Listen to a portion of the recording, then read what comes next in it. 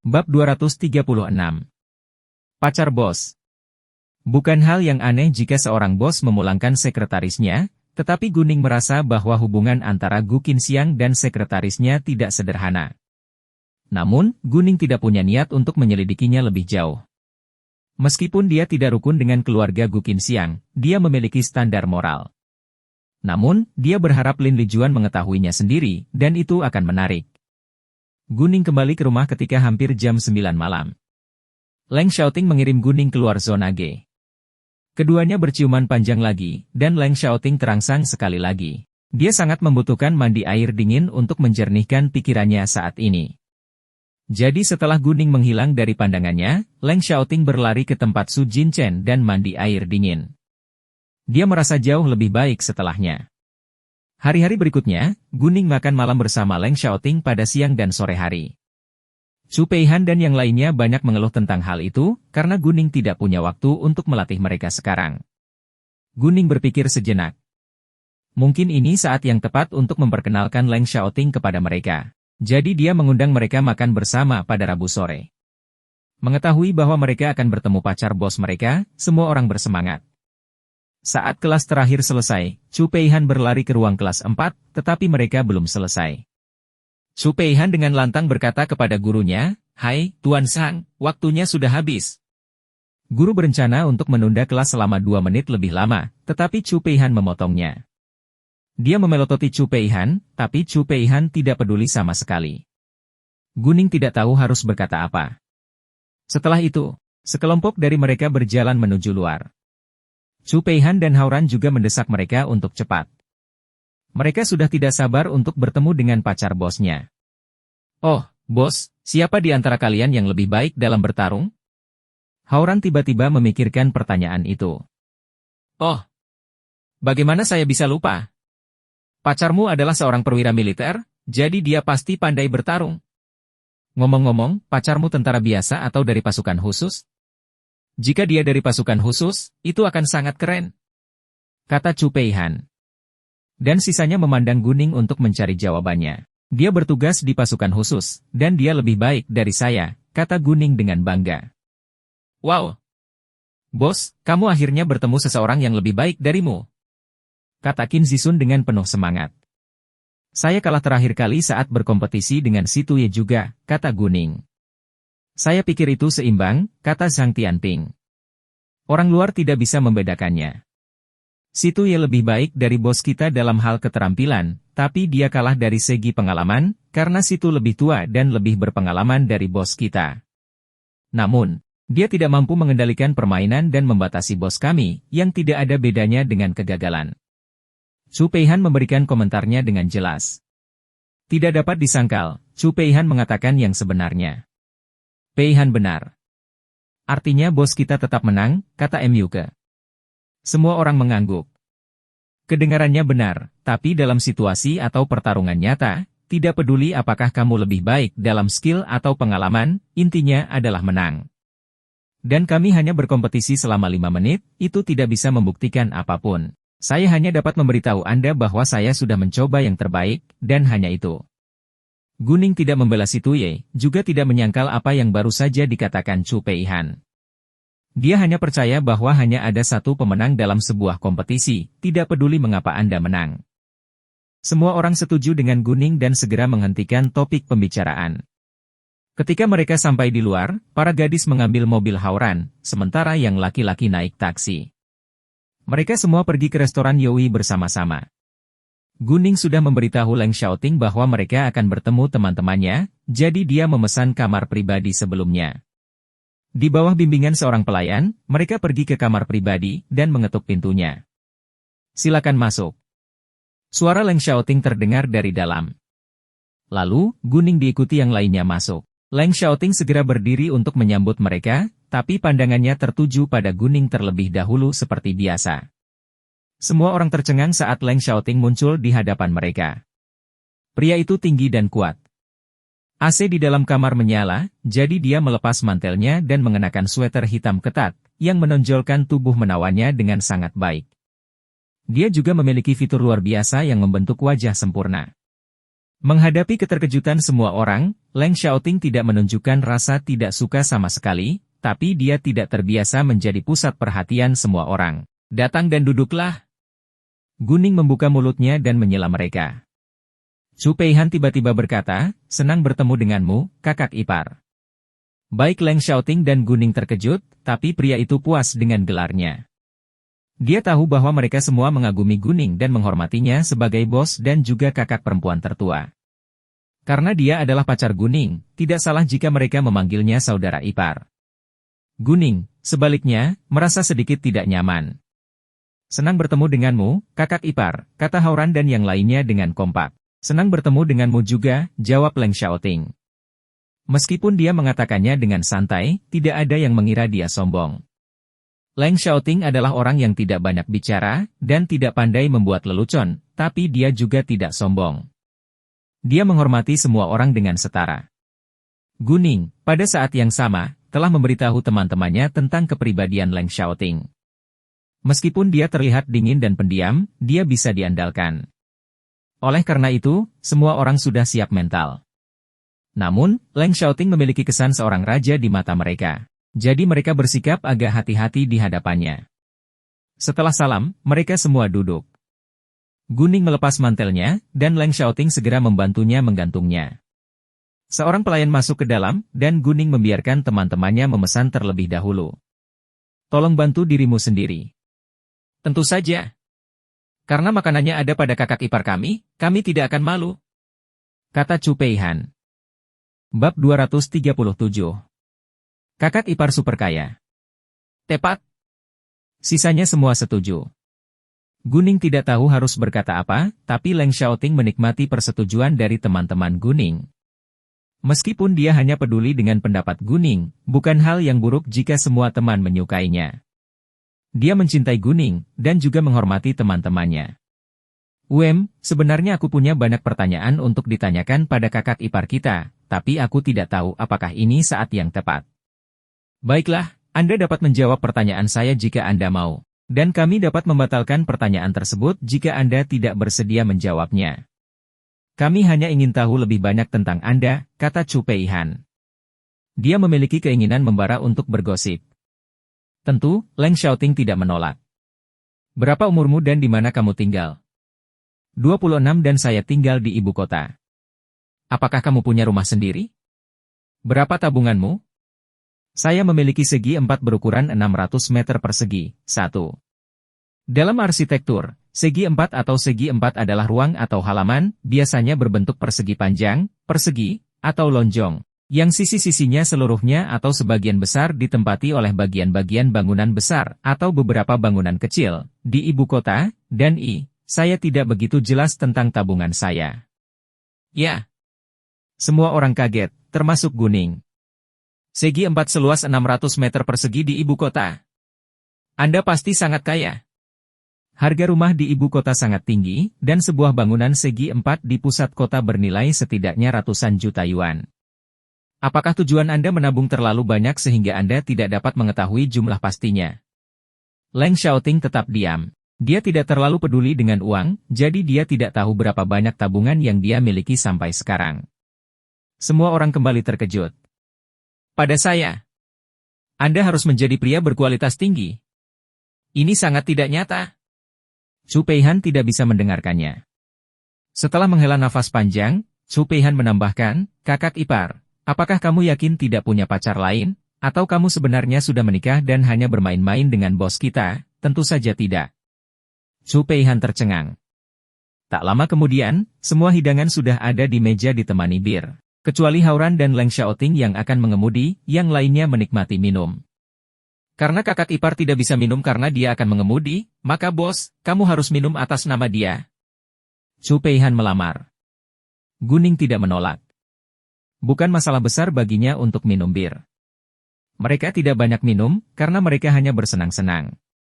Setelah makan, Hauran mengusulkan untuk pergi ke bar V5 miliknya. Namun, Chu Peihan tidak setuju. Saya tidak ingin pergi ke bar V5 setiap saat. Ini menjadi membosankan. Ayo ke Dihau Club Bause kali ini, ada pertandingan tinju jam 10 malam. Dihau Klub UC milik Kinggang, dan merupakan tempat hiburan kelas atas. Mereka mempekerjakan banyak petinju profesional untuk melakukan pertandingan tinju di Klub UC, dan mereka terbuka terhadap tantangan. Konsumen juga bisa bertaruh, dan tarifnya 1-2. Tidak ada pertandingan tinju setiap hari, tetapi mereka akan memasang pengumuman sehari sebelumnya. Biasanya, ada 2 atau 3 pertandingan tinju dalam seminggu. Pada hari-hari diadakannya pertandingan tinju, Dihau Klub UC selalu ramai, dan para tamu harus memesan tiket sehari sebelumnya. Oh benar. Bagaimana aku bisa lupa? Hauran sangat senang dan sangat setuju untuk pergi ke Dihau Klub UC. Semua orang memiliki gagasan yang sama. Kebanyakan dari mereka tertarik pada pertarungan, sehingga mereka suka menonton pertandingan tinju. Guning tidak keberatan kemana mereka pergi selanjutnya, jadi dia hanya mengikuti mereka. Leng Xiaoting juga tidak mempedulikannya. Dia akan pergi kemana saja dengan Guning. Sekarang sudah sangat larut. Bisakah kita mendapatkan tiket? Mu bertanya. Meskipun dia belum pernah ke sana sebelumnya, dia tahu peraturannya. Jangan khawatir, aku akan menanganinya, kata Chu Peihan. Kemudian dia berjalan ke samping untuk menelepon seseorang, karena dia tidak ingin orang lain mengetahui hubungannya dengan Dihau Klub UC. Chu Peihan bukan anggota Kinggang, tapi dia akrab dengan semua manajemen senior di kota F. Dia sering mengunjungi Dihau Klub UC, jadi ada kamar pribadi eksklusif dengan pemandangan terbaik yang disediakan untuknya. Dia bisa pergi ke sana kapanpun dia mau. Namun, dia masih perlu menelepon terlebih dahulu, dan dia mengatakan kepada para pekerja di Dihau Klub UC untuk tidak mengungkapkan identitas aslinya. Setelah beberapa saat, Chu Peihan kembali dan memberitahu mereka bahwa masalahnya telah teratasi. Kemudian semua gadis mengambil mobil Leng Xiaoting, sedangkan anak laki-laki masuk ke mobil Hauran menuju Dihau Klub UC. Ketika mereka tiba di Dihau Klub UC, saat itu baru jam 9 lewat sedikit, dan masih terlalu dini untuk pertandingan tinju. Sementara itu, semua tamu malam ini dapat mengikuti undian untuk memenangkan hadiah besar. Namun hadiah yang dapat dimenangkan oleh tamu di ruang pribadi jauh lebih berharga daripada yang dapat diperoleh oleh para tamu di sekitar meja. Jika seorang tamu di kamar pribadi memenangkan hadiah utama, tagihannya akan ditanggung rumah malam ini. Namun, biaya kamar pribadi tidak termasuk, karena tamu harus memesan kamar pribadi sebelum mengikuti undian. Lagi pula, memesan meja atau kamar pribadi tidak membutuhkan biaya banyak, tetapi harga makanan dan minuman di sini jauh lebih mahal. Namun, jumlah orang dibatasi hingga 10 orang. Jika ada lebih dari 10 orang di sekitar meja atau di ruang pribadi, orang tambahan tersebut perlu membayar 1/10 dari tagihan. Hanya ada 9 orang di kelompok Guning dan teman-temannya, jadi mereka memenuhi standar. Guning bertanggung jawab memilih amplop merah dari kotak hitam. Dengan bantuan mata gioknya, dia dengan mudah mengambil amplop merah berisi hadiah utama. Buka sekarang. Apakah kita mendapat hadiah? Semua orang bersemangat. Guning membuka amplop merah, dan itu adalah hadiah utama. Semua orang di ruangan itu, termasuk pelayannya tercengang. Merupakan hal yang tidak biasa bagi para tamu untuk mendapatkan hadiah pertama, kedua atau ketiga dan ini adalah pertama kalinya seseorang memenangkan hadiah utama. Ada sekitar 100 amplop merah di dalam kotak hitam, tetapi hanya ada 50 kamar pribadi di Dihau Klub UC, jadi sulit untuk memenangkan hadiah. Wow, hadiah utama. Saya tidak dapat mempercayai mata saya. Apakah ini nyata? Bos, kamu luar biasa. Chu Peihan memeluk Guning dengan penuh semangat. Meskipun Chu Peihan tidak berniat membiarkan mereka membayar tagihan malam ini, kabar baik bahwa Guning memenangkan hadiah utama. Aula di Dihau Klub UC sangat besar, sekitar 400 meter persegi. Ada area datar di tengahnya yang lebarnya 6 meter persegi. Ketika ada pertandingan tinju, itu adalah platform untuk tinju. Jika tidak ada pertandingan tinju, itu akan menjadi panggung pertunjukan tari. Semua kamar pribadi di lantai 2 mengelilingi aula. Sisi ruangan yang menghadap aula tengah terdapat jendela besar setinggi langit-langit, sehingga tamu yang duduk di dalam dapat melihat aula dan platform dengan jelas. Jika ada tamu yang memiliki penglihatan buruk, ada juga 3 set teropong di dalam ruangan. Guning dan teman-temannya sedang menunggu di kamar untuk pertandingan tinju malam ini. Bab 238. Pertandingan tinju. Sebelum pertandingan tinju dimulai, mereka mendatar sambil minum. Waktu berlalu, dan di Hao Club Bouse segera ditempati oleh orang-orang. Ketika hampir jam 10 malam, orang-orang mulai berteriak. Chen Xing, Chen Xing, Chen Xing. Chen Xing bekerja di Hao Club Bouse sebagai petinju biasa. Rekor terbaiknya adalah ke-9 di kompetisi tinju nasional 3 tahun lalu, dan pernah meraih juara ketiga divisi selatan. Dia juga pernah menjadi salah satu dari 50 besar dalam kompetisi tinju internasional. Meski rekornya tidak terlalu mengesankan, dia adalah petinju terkenal dan terampil. Tidak mudah menjadi petinju terkenal di antara ribuan petinju. Faktanya, ada banyak petinju yang lebih baik di Qinggang, bahkan juara tinju, tetapi semua petinju itu bekerja di tempat hiburan yang lebih besar, dan terbuka terhadap tantangan lawan yang lebih kuat. Kota F kota lapis ketiga, jadi pecinta tinju tidak banyak, dan mereka sudah cukup memiliki petinju biasa.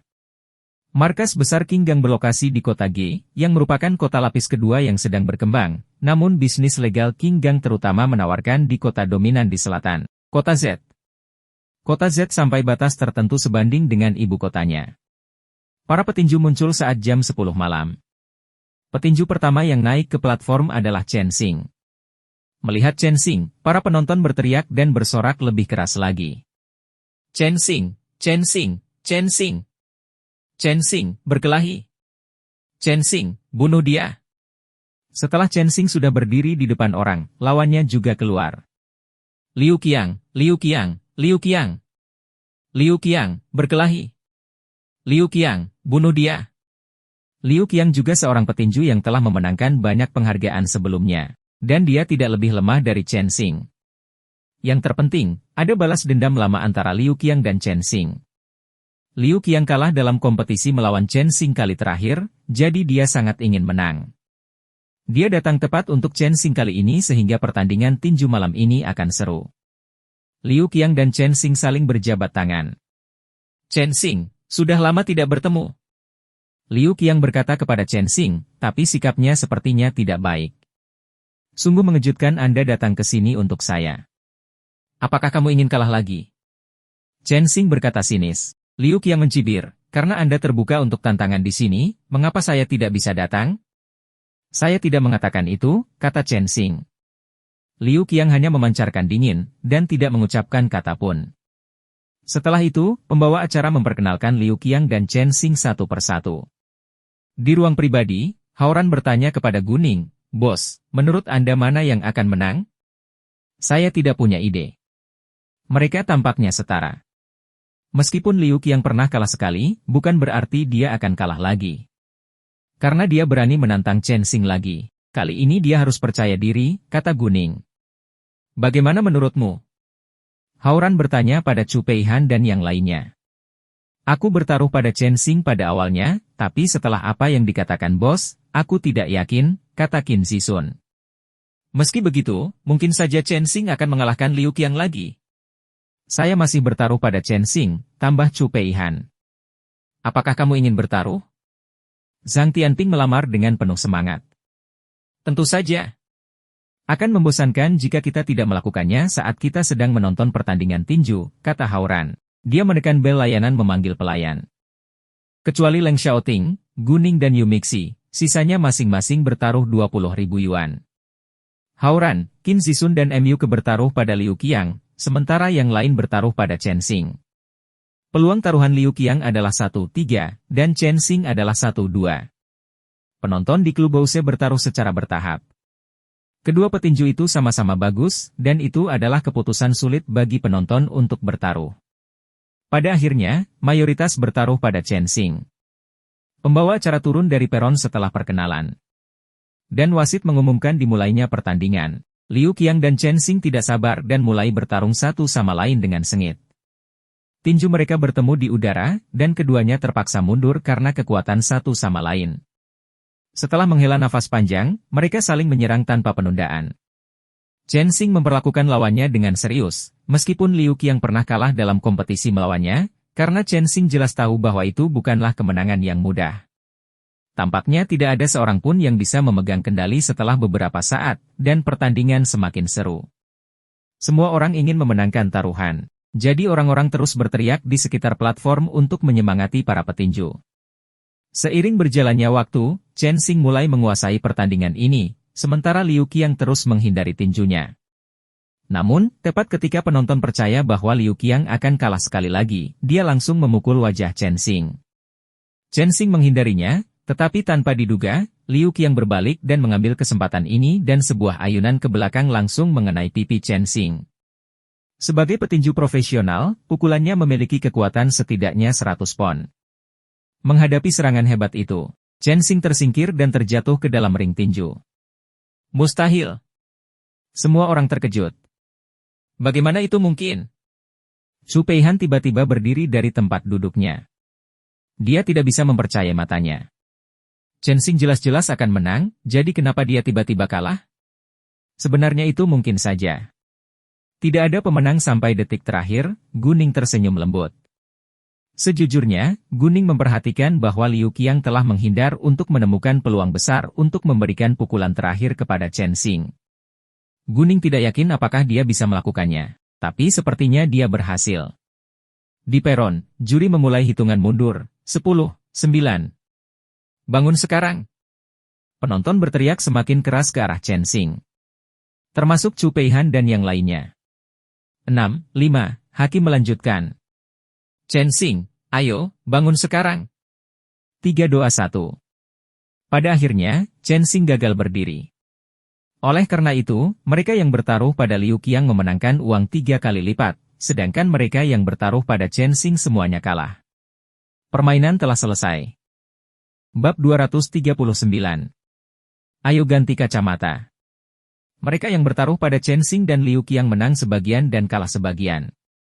Saya ingin bertaruh pada Chen Xing pada awalnya, tetapi pada akhirnya pikiran saya berubah, jadi saya bertaruh pada Liu Qiang, kata Hao-ran sambil tertawa. Tinggalkan aku sendiri. Chu Peihan marah. Kehilangan sejumlah uang bukanlah apa-apa, tapi dia benci perasaan gagal.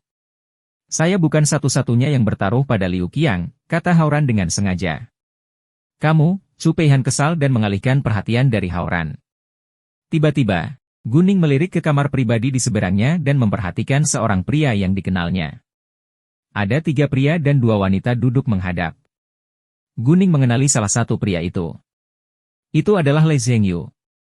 Guning juga bertemu dengan 2 wanita di pusat dunia hiburan bersama An Qian beberapa hari yang lalu. Mereka adalah Chen Mengqi dan temannya. Mengapa Lei Zhengyu bersama Chen Mengqi? Guning bingung, tapi dia tidak mengerti dengan situasi sebenarnya, jadi dia memutuskan untuk menunggu lebih lama. Apa yang salah? Menyadari bahwa Guning sedang menatap kamar pribadi di seberangnya, Leng Xiaoting bertanya padanya dengan rasa ingin tahu. Dia menoleh, mengikuti pandangan Guning, dan melihat orang-orang di ruang pribadi seberang, tapi dia tidak mengenal mereka. Saya melihat seorang pria yang saya kenal, tapi sepertinya agak aneh, kata Guning sambil menatap ke kamar pribadi di seberangnya. Leng Xiaoting tidak bertanya lebih jauh atau mengganggunya. Tak lama kemudian, Lei Zhengyu berdiri, meninggalkan kamar pribadi dan Chen Mengqi segera mengeluarkan kertas bungkusan kecil dari tas tangannya. Dia membukanya dan menuangkan sedikit bubuk ke dalam gelas anggur Lei Zhengyu. Guning merasa ada yang tidak beres. Dia berdiri tanpa ragu-ragu. Izin. Aku perlu keluar sebentar. Teman-temannya mengira Guning akan pergi ke toilet wanita, jadi mereka tidak terlalu peduli. Leng Xiaoting memperhatikan pemandangan yang sama, jadi dia mengerti apa yang akan dilakukan Guning. Apakah kamu ingin aku pergi bersamamu? Mendengar itu, semua orang melirik Leng Xiaoting, dan mengira aneh karena mereka yakin dia akan pergi ke toilet wanita bersama Guning. Leng Xiaoting malah bingung mengapa mereka tiba-tiba semua memandangnya seperti itu. Guning tidak punya waktu untuk disia-siakan. Tidak apa-apa. Saya bisa mengatasinya. Bagus, kata Leng Xiaoting. Guning kemudian berlari langsung ke kamar pribadi di seberangnya, kalau Lei Zhengyu terjebak. Meskipun dia tidak tahu apa bubuk putih itu pasti sesuatu yang mengerikan. Chen Mengqi pasti berencana untuk tidur dengan Lei Zhengyu dengan cara yang tidak bermoral. Saat Guning keluar ke lorong, Lei Zhengyu berjalan kembali ke kamar. Guning tahu bahwa dia harus segera berhenti. Lei Zhengyu mengambil gelas anggurnya, dan hendak minum. Saat ini, Guning sengaja mengetuk pintu dengan keras dan mengeluarkan suara keras. Semua orang yang duduk di dalam menjadi suci oleh suara itu, dan berhenti minum dengan serentak. Melihat itu dengan mata gioknya, Guning sedikit lega.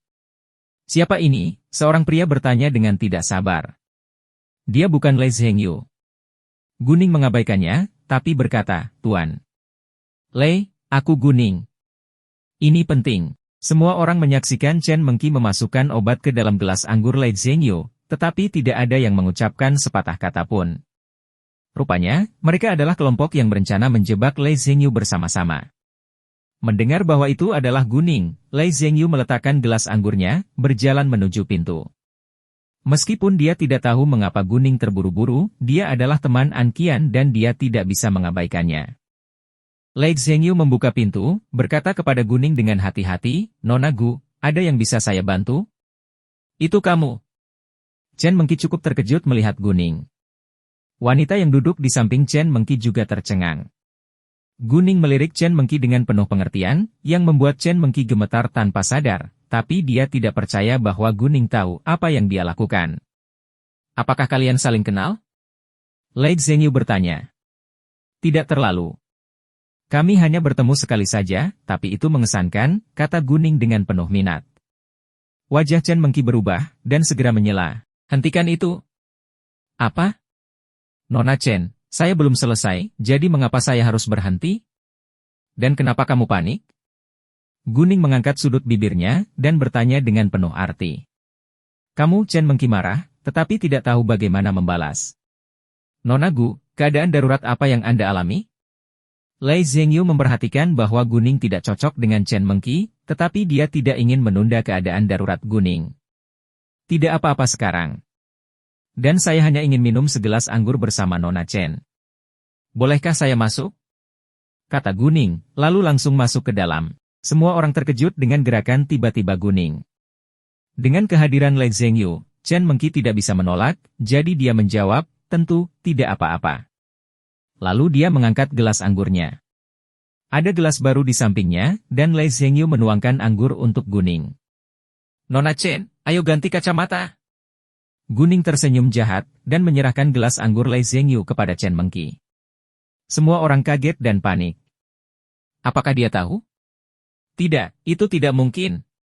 "Bagaimana dia bisa tahu?" "Nona Gu, gelas anggur ini milikku." Lei Zhengyu tidak mengerti mengapa Guning melakukan itu, karena sudah ada segelas anggur di tangan Chen Mengqi. "Nona Gu, apa yang ingin kamu lakukan?" "Saya sudah punya gelas wine, jadi kenapa saya harus menggunakan gelas orang lain?" Chen Mengqi mencoba yang terbaik untuk tetap tenang. Meskipun Guning mengetahui rahasianya, dia tidak mau mengakuinya. "Apa? Apakah ini masalah besar?" "Ini segelas anggur baru," kata Guning.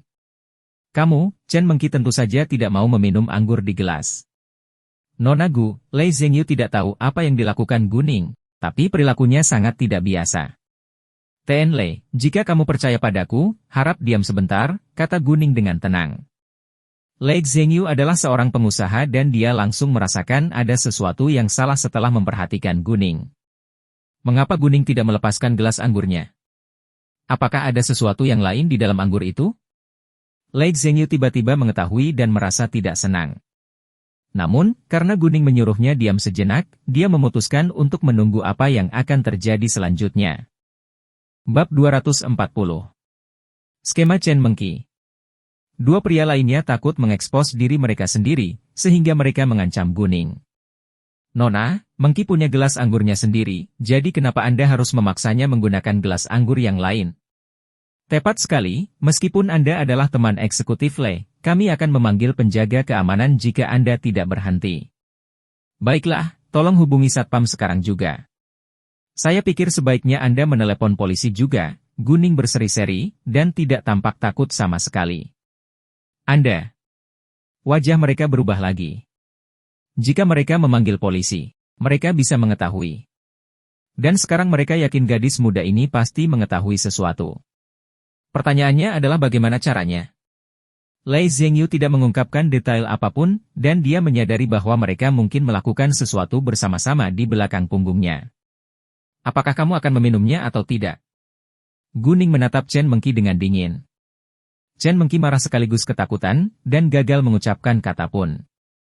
Kamu tidak mau meminumnya sendiri? Kalau begitu biarkan aku menikmatinya. Guning mencibir. Sebelum Chen Mengki sempat bereaksi, Guning membuka mulutnya lebar-lebar dan menuangkan minuman langsung ke tenggorokannya. Gelas anggur di tangan Chen Mengki pecah berkeping-keping di tanah, tapi dia terlalu takut untuk mempedulikannya. Namun, dia menolak dengan sia-sia, dan minuman itu sudah ada di labirin sekarang. Orang-orang lainnya terkejut, tetapi sudah terlambat untuk menghentikan. Guning membiarkan Chen Mengki pergi setelahnya, dan Chen Mengki hampir mati tercekik saat mencoba mengeluarkan minumannya. Kamu, Chen Mengki menyoroti Guning, tapi dia tidak bisa melakukan apa-apa sekarang. Dalam hitungan detik, Chen Mengki pingsan karena terjatuh di sofa. Dua pria lainnya ketakutan dan tidak berani mengucapkan kata pun. Siapa yang melakukan ini? Lei Zhengyu sangat marah. Seorang pria segera menjelaskan, Eksekutif Lei, ini tidak ada seluruhnya dengan kami. Itu adalah ide Chen Mengki. Tepat. Chen Mengki melakukannya sendiri, dan kami tidak tahu apa-apa tentang hal itu. Kami hanya ingin melihat apa yang akan dia lakukan, jadi kami tetap diam. Mohon maafkan kami, pria lain memohon. Meskipun mereka bekerja sama dengan Lei Zhengyu, mereka hampir tidak bisa dibandingkan dengannya. Jika Lei Zhengyu mengakhiri kesepakatan mereka, perusahaan mereka bisa kehilangan banyak uang. Bahkan teman Chen Mengki mengaku bahwa itu adalah ide Chen Mengki sendiri. Maka kamu harusnya tahu kenapa dia melakukan itu? Guning bertanya. Padahal, dia sudah menjelaskan penjelasan dari sikap Chen Mengki terhadap Lei Zhengyu. Dia menyukai Lei Zhengyu, tetapi Lei Zhengyu mencintai An Qian, sehingga Chen Mengki berencana membius Lei Zhengyu dan tidur di dekatnya. Guning benar. Dia menyukai Essentially, tapi Essentially tidak menyukainya, jadi dia berencana untuk tidur dengan Essentially dan hamil. Kalau begitu, Eksekutif Lei akan menjadi miliknya, kata teman perempuan Chen Mengki. Ada kebencian yang besar di mata Lei Zhengyu. Dia tahu bahwa Chen Mengki menyukainya, tetapi dia sudah mengatakan padanya bahwa dia mencintai An Qian. Chen Mengki tidak pernah menyebutkannya lagi, dan dia mengira dia sudah menyerah padanya. Namun, yang membuatnya heran, dia merencanakan sesuatu di belakang punggungnya. Jika bukan karena Guning, dia pasti sudah terjebak. Jika dia terjebak, dia akan merasa jijik dan An Qian mungkin tidak akan memberinya harapan apapun. Memikirkan hal itu, Lei Zhengyu semakin marah. Pandangannya yang dingin seperti pisau tajam melirik kedua pria itu. Karena dia menginginkan seorang pria, kalian berdua harus menemaninya malam ini. Jika Anda berani tidak mematuhi perintah saya akan segera mengakhiri kesepakatan dengan perusahaan Anda. Lei Zhengyu tidak lemah. Siapapun yang mencoba menjebaknya, dia akan membalasnya dan tidak peduli apakah dia berhasil atau tidak. Meskipun Chen Mengki lah yang memasukkan obat itu ke dalam minumannya, kedua pria itu menyembunyikan kebenaran, yang menjadikan mereka kaki tangan, jadi Leng Xiaoting tentu saja tidak akan membiarkan mereka lolos begitu saja. Kedua pria itu ketakutan dan langsung menjawab, ya, Tuan. Mereka tidak berani melawan sama sekali sekarang, kecuali mereka ingin kehilangan pekerjaan. Selain itu, jarang sekali pria yang menolak tidur dengan wanita cantik, apalagi mereka berdua. Chen Mengki cantik dan mereka sudah lama menginginkannya, tetapi Chen Mengki tidak menyukai mereka. Selain itu, Chen Mengki berasal dari keluarga kaya, jadi mereka tidak berani menggunakan kekerasan. Karena Lei Zhengyu memerintahkan mereka untuk melakukannya sekarang, mereka sangat bersedia melakukannya. Setelah itu, Lei Zhengyu pergi bersama Guning. Nona Gu, terima kasih banyak telah membantuku. Kalau tidak, saya mungkin sudah terjebak, tapi bisakah Anda memberitahu saya bagaimana Anda bisa mengetahuinya? Saya baru saja pergi sebentar, kata Lei Zhengyu kepada Guning.